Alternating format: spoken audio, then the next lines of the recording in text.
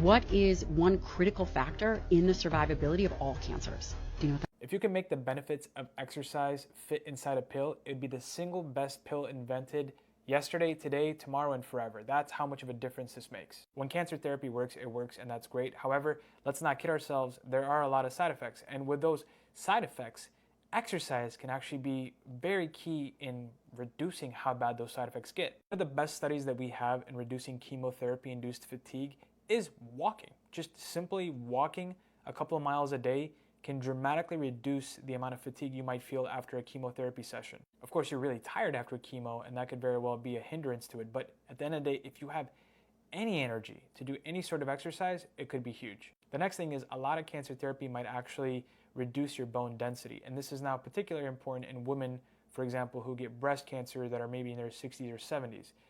That's why we give a lot of supplementary medications to help their bone density increase. But now, if you exercise, actually, and specifically if you do weight-based exercises, lifting weights, that's actually really key to keeping your bone density pretty thick.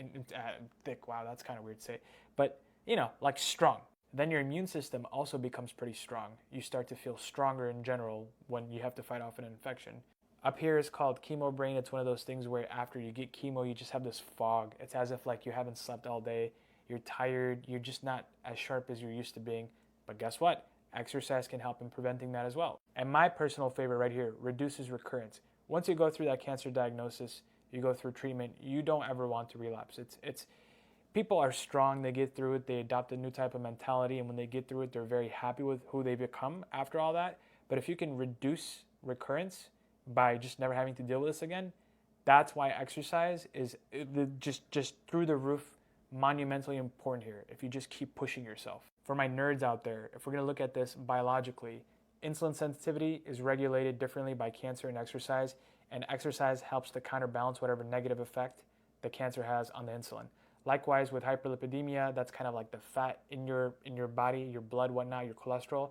The cancer can take that and make that worse. Exercise makes that better.